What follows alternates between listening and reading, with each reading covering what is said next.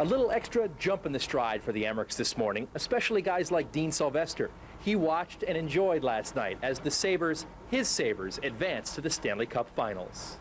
Oh, I was excited. I mean, I've been a little part of that, and you know, it gives you a little excitement inside, especially, you know, the guys are going real well up there, and they're having a good time with it. All four guys that score goals have been here in Rochester and part of their career, and you know, just to, you know, been there at the beginning of the series, you know, it feels great to see them. And as proud as the Sabres/Amerks are of what Buffalo has accomplished, the team knows they have a goal to take care of themselves here tonight in Philadelphia. Game 6 with the Phantoms here at the Spectrum. The Amerks have the momentum, and they don't plan on giving it back. I think everybody's really excited here. We want to concentrate on what we're doing right now. We got a couple games in hand in this series, and we're looking to put them away. A win tonight for Rochester would accomplish something few teams can say they've done: have their NHL club and AHL club competing for the championship at the same time. With the Amerks in Philadelphia, I'm Rich Becker, News Source 13 Sports.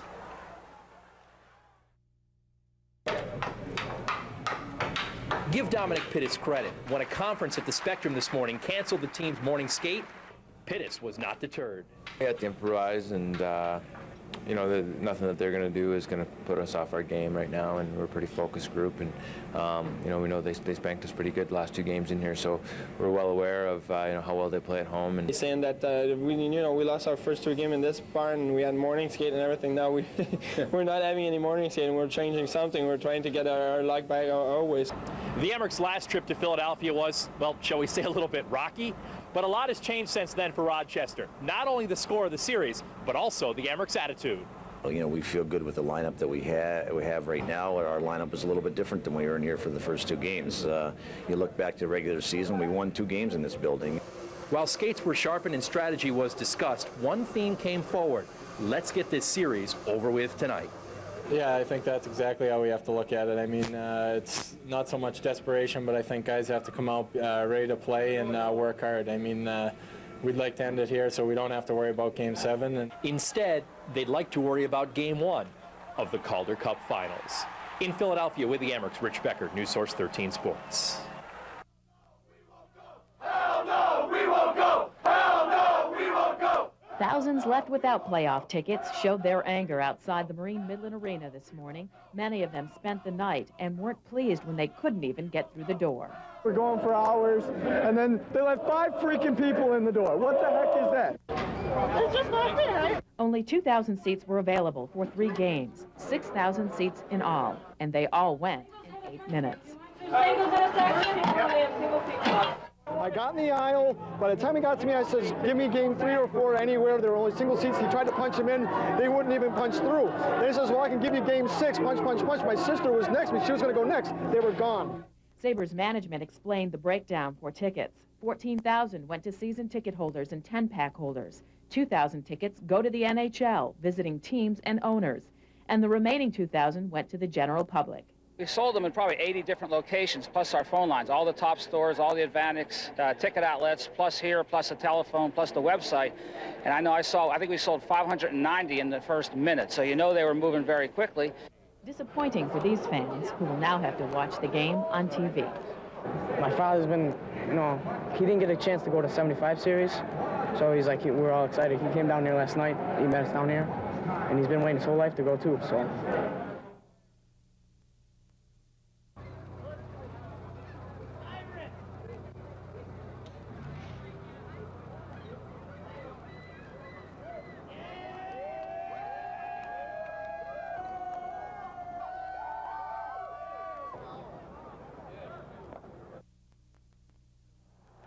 Go Sabres! Yeah! Up, yeah! Bring the cup to Buffalo! Yeah! Here! Yeah! Thank you! Okay.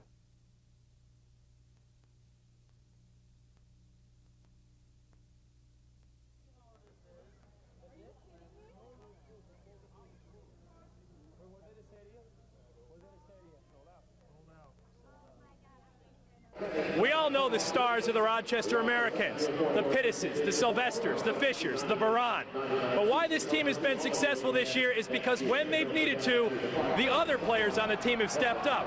Tonight is a perfect example. Alexander Boykov, scoreless as a Rochester American, picked the perfect time to get number 1.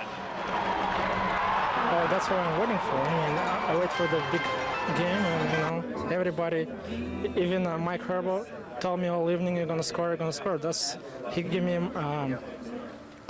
to play hard, and I'm just trying to put puck in the net.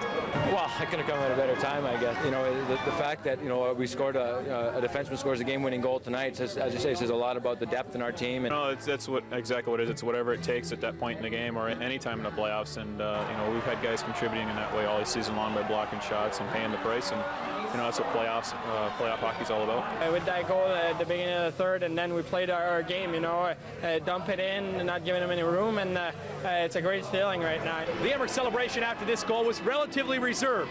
This was a nice victory, but not the big one they want. The quest for that begins on Saturday, the Calder Cup Finals in Providence. With the Amerks in Philly, I'm Rich Becker, News Source 13 Sports.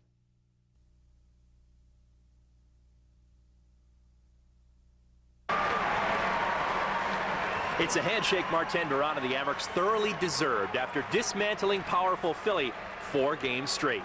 It's a great feeling right now. All the slash or the little bobo you got, if you're a little painful there, with that feeling, it all goes away. Replaced with a feeling of satisfaction. I'm just very proud. This is a very good hockey team that we just beat, and we beat them 4 times straight. They're the defending Calder Cup champions. We knew that, and we knew they would battle us very hard tonight, and we were up for the test. But all the Amerks straight A's do now is get them a chance to ace the final. Before the Amerks even left the Philadelphia Spectrum, they already turned their thoughts to the Providence Bruins in the Calder Cup Finals. This time the Amerks will be the underdog. Dominic Pittis says, hey, we like being the underdog. They're definitely the favorites coming in. They have the better record. They have high scoring forwards and all-star defensemen, and the list goes on. And we're underdogs going into it, and I think that's where we like to be.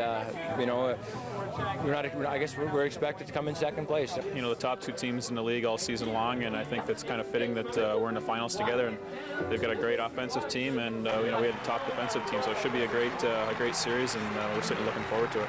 All season long, the Amerks and their fans have talked about winning a Calder Cup championship. Now, thanks to 27 guys in red, white, and blue, the Amerks have a chance to earn it starting Saturday. With the Amerks in Philadelphia, I'm Rich Becker, News Source 13 Sports.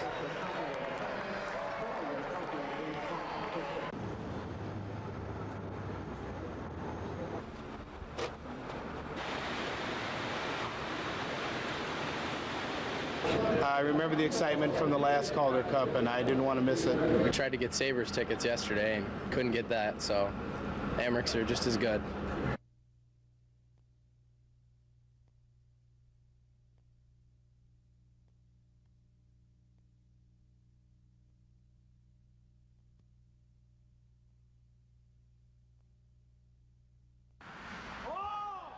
Four days between games for the Amerks this week. Now, most people would be green with envy over that kind of break. Not the Amerks.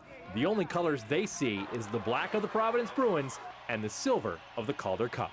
The sense that I get today is these guys are ready to get on to the finals, and I think we're much more focused than we were going into Philadelphia. They're the #1 team all year, and they're going to come out skating hard, I'm sure.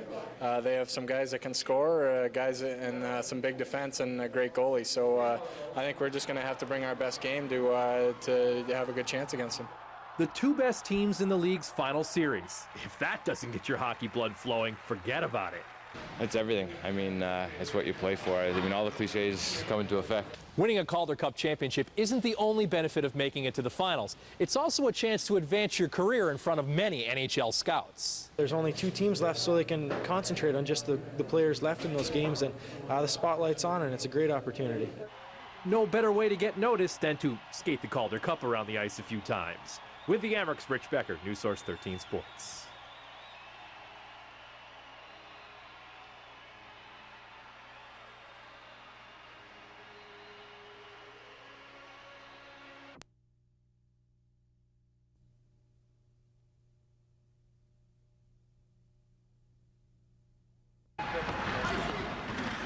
All Randy Cunningworth has to do is look around practice, and visions of a 1983 Calder Cup run come roaring back. A lot of people playing a big part in the... You look back, you draw a lot of parallels to the team that won it way back then, and you know we had solid goaltending, great defense, and a potent offense, and really it's the whole picture that is what's going to win it. That's when the boards were white and the ice was ad-free. I'm proud to say that I'm not so old that I played with wire mesh, so I was happy we had glass back then. So that means I'm not that old. You certainly can't tell his age by the way he's playing. One thing that hasn't changed is the way Randy Cunningworth plays the game. His age may say 38 on the Amerks roster sheet, but in reality, he's playing like the 22-year-old he was when the Amerks won it all in '83. He's spry like a young kid. Sometimes I wonder who's the 20-year-old out there, me or him, so he's fun to play with. You know, I see some of the great things they're doing, and I want to do those great things also. And you know, they may say the reverse is true, but I feel I'm feeding off of them. A lot of things have changed since 1983, but two things haven't. Randy's focus on winning and the Calder Cup he hopes to skate around one more time. With the Amerks, Rich Becker, News Source 13 Sports. To the airport, then they'll take a flight to Boston from Portland, and then Boston on home to Rochester with the Calder Cup in hand.